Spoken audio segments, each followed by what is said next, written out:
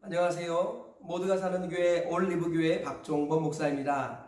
오늘도 하나님의 은혜와 평강이 우리 주 예수 그리스도 안에서 저와 우리 모두에게 넘쳐나길 주의 이름으로 축복합니다. 오늘은 시편 32편 1절에서 11절 말씀에 근거해서 허물이 사함받고 죄가 가려진 자의 복이라는 제목으로 하나님의 말씀을 전하도록 하겠습니다. 오늘 시편 32편은 다윗이 죄를 가지고 있다가 괴로워하는 중에 하나님 앞에 회개 기도하실 때 용서받는 그런 이야기입니다. 다윗은 죄사함의 기쁨을 말씀하고 있는 것이죠. 오늘 본문 1절과 2절에 이렇게 말씀하고 있습니다. 허물의 사함을 받고 자신의 죄가 가려진 자는 복이 있도다. 마음에 간사함이 없고 여호와께 정죄를 당하지 아니하는 자는 복이 있도다. 네, 이 다윗은 죄가 사함받고 허물이 가려지는 이 큰 복에 대해서 말씀하고 있습니다. 사도 바울이 로마서에서도 인용할 말씀인데요. 죄사함의 은혜가 얼마나 큰 것인가 사도 바울이 인용할 만큼 다윗은 아주 의미있고 깊은 이야기를 오늘 우리에게 말씀하고 있습니다. 오늘 이 말씀을 통해서 하나님께서 주시는 죄사함의 복을 누리시는 저와 우리 모두가 되시길 주의 이름으로 축복합니다. 먼저 오늘 본문의 내용을 간략하게 살펴보도록 하겠습니다. 첫째로 다윗이 입을 열지 아니하였을 때 심히 괴로웠으나 하나님 앞에 회개했을 때 자유를 얻었다라고 고백을 하고 있습니다. 3절 이하에 이렇게 말씀하고 있습니다. 내가 입을 열지 아니할 때 종일 신음함으로 내 뼈가 쇠하였도다. 주의 손이 주야로 나를 누르시오니 내 진액이 빠져서 여름 가뭄에 마름같이 되었나이다. 내가 이르기를 내 허물을 여호와께 자복하리라 하고 주께 내 죄를 아뢰고 내 죄악을 숨기지 아니하였더니 곧 주께서 내 죄악을 사하셨나이다. 네, 다윗이 어떠한 죄를 갖고 있었습니다. 그 죄는 실수로 지는 죄를 말하는 것이 아닌 것입니다.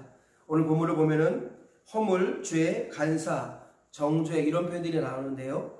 특별히 허물이라는 말은 반역의 의미를 갖고 있습니다. 그리고 죄라는 말은 표적에서 빗나갔다라는 것, 그리고 간사라는 말은 기만, 거짓, 이중성, 그리고 정죄라는 말은 도덕적인 폐역과 삐뚤어짐 이런 것들을 말합니다.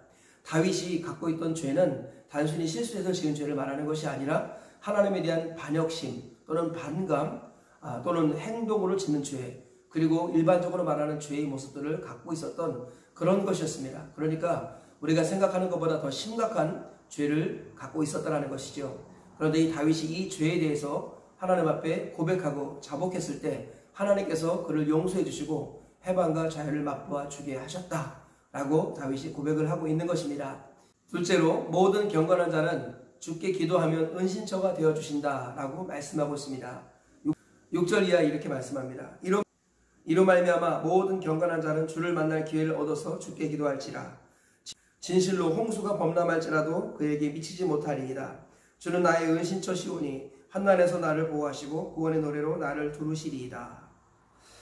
네, 다윗은 죄사함의 은혜가 얼마나 큰 것인가를 경험하고 나서 모든 경건한 자는 다 하나님 앞에 기도하여서 하나님이 은신처가 되는 것을 경험하라 라고 말씀하고 있습니다. 그 어떤 홍수가 있다 할지라도 그것이 미치지 못할 것이다. 어떠한 재앙도 미치지 못할 것이다 라고 말하고 있는 것입니다.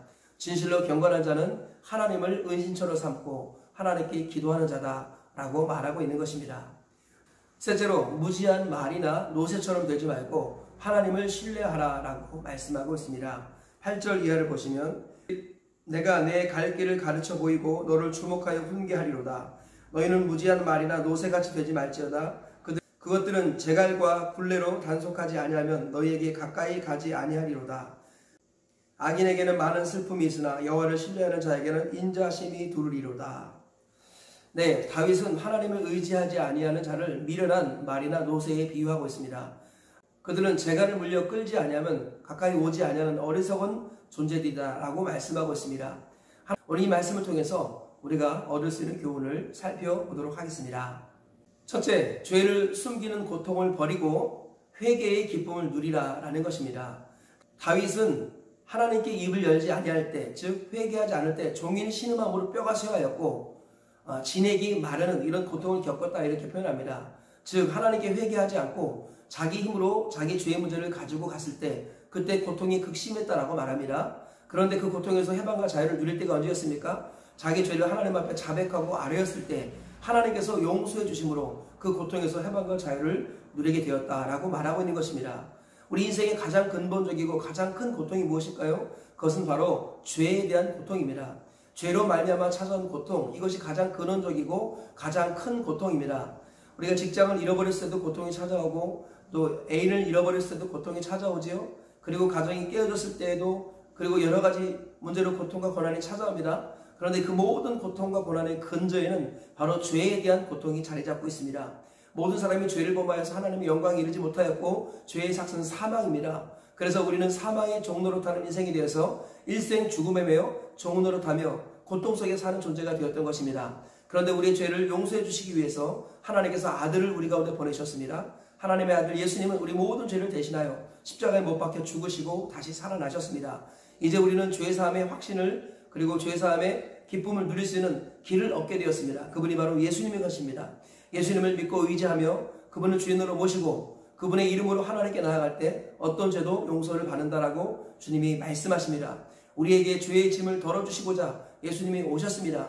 수고하고 무거운 짐진 자들아 다 내게로 오라 내가 너희를 쉬게 하리라. 주님이 말씀하신 것을 잊지 말았으면 좋겠습니다.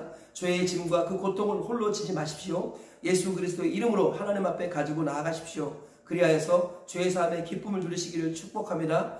평생 주님 오시는 그날까지 회개를 통해 주시는 죄의 사함의 기쁨을 누리고 우리 주 예수 그리스도 섬기다가 하나님 앞에 가시는 저와 우리 모두가 되시길 주의 이름으로 축복합니다. 둘째로 하나님은 기도하는 자에게 은신처가 되어주신다라는 것입니다.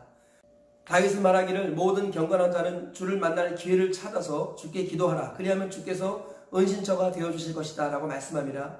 하나님의 사람들은 하나님을 만날 때를 알아야 합니다. 하나님께서 우리를 만나주시기 위해서 적당한 때를 주셨습니다. 그 가장 근본적인 때가 바로 예수 그리스도이시죠.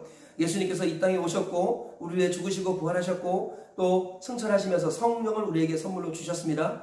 예수 그리스도 안에서 성령 안에서 우리는 언제든지 은혜의 보좌 앞에 담대히 나아갈 수 있는 복을 누리게 되었습니다. 또 교회가 하나님을 만날 수 있는 기회가 되는 하나님께서 주신 특권이죠. 우리는 교회를 통해서 하나님 말씀을 듣고 교회를 통해서 우리 성도가 모여서 서로를 돌아보며 사랑과 선행을 격려하고 믿음의 교제를 통해서 세임을 얻기도 합니다. 그리고 서로를 돌아보는 가운데 자기에게 있는 죄를 발견하고 회개하는 역사도 일어나게 되는 것입니다. 하나님을 만날 수 있는 최고의 기회는 예수님이시고 성령님이시며 교회라는 것입니다. 하나님 이런 것들을 통해서 우리가 하나님을 만날 만한 이 기회를 놓치지 말고 하나님께 나아가 기도하라고 말씀합니다. 그러면 하나님은 우리의 은신처가 되어주시는 겁니다. 우리가 피할 곳이 되고 우리가 의지할 수 있는 곳이 된다라는 것입니다. 우리 인생이 고통스러운 이유는 결국은 고독하기 때문입니다. 내 인생의 죄의 문제를 해결해 줄 수 있는 사람이 아무도 없기 때문이죠. 내 품에 있는 아내를 할지라도 내 품에 있는 자녀를 할지라도 나를 낳아준 부모를 할지라도 내 죄의 문제를 해결해 줄 수는 없습니다. 이 죄의 문제를 해결해 주신 유일한 분, 그분이 바로 하나님의 아들 예수님이시고 그 예수님이 자기 피로 사신 교회를 통하여서 우리는 죄사함의 기쁨과 해방을 맛볼 뿐만 아니라 하나님이 우리의 은신처가 되는 것을 경험할 수 있습니다. 우리 이 사실을 기억하시면서 우리 예수님을 의지하여 성령님을 의지하여 교회를 은신처로 삼으시기를 축복합니다. 날마다 하나님께 나아가 기도하면서 교회가 우리의 은신처가 되어서 교회를 통해 주시는 하늘의 평강을 맛봐 누리며 또 교회를 통해 주시는 신령한 복들을 받아 누리시는 저와 우리 모두가 되시길 주의 이름으로 축복합니다. 셋째로 무지한 말이나 노새가 되지 말고 하나님을 의지하라라는 것입니다. 하나님께서는 하나님을 의지하지 않는 자를 무지한 말과 노새로 비유하셨습니다. 우리는 재간을 물려서 억지로 끌고 가야 끌려오는 그런 어리석은 인생이 되지 말고 자발적으로 즐겁게 기쁨으로 하나님께로 나와 그분을 의지해야겠습니다. 하나님께서는 자기를 의지하는 자의 방패가 되어주신다고 성경은 말씀하고 있습니다. 가장 지혜로운 자는 자기 힘으로 사는 자가 아니라 하나님의 힘으로 사는 자입니다. 우리에게 최선이라는 것은 우리 힘을 다 쓰는 것이 아니라 하나님을 의지하는 것입니다.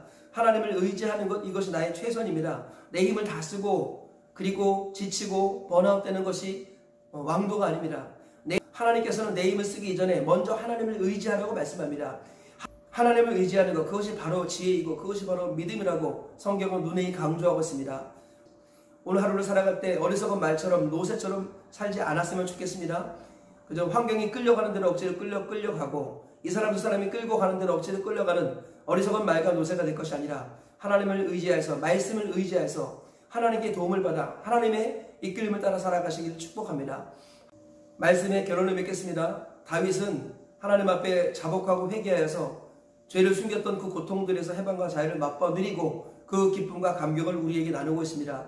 이 말씀 속에서 세 가지 교훈을 발견했습니다. 첫째로 죄를 숨기는 고통을 버리고 회개의 복을 누리라라는 것입니다. 회개는 우리 영혼이 자유를 누릴 수 있는 하나님의 최고의 복인 것입니다. 둘째로 하나님이 기도하는 자에게 은신처가 되어주신다라는 것입니다. 하나님의 최고의 은신처는 교회입니다. 교회를 통해서 하나님을 은신처로 삼으시는 우리 모두가 되시길 축복합니다. 셋째로 하나님을 의지하는 것이 최고의 지혜다라는 것입니다. 어리석은 말과 노새처럼 되지 말고 자발적으로 하나님을 의지하여 지혜로운 삶을 살아가시는 하나님의 수준으로 살아가시는 복을 누리시기를 주의 이름으로 축복합니다. 이 세 가지 말씀 붙들고 하루를 사시고 평생을 승리하며 살아가시길 주의 이름으로 축복합니다.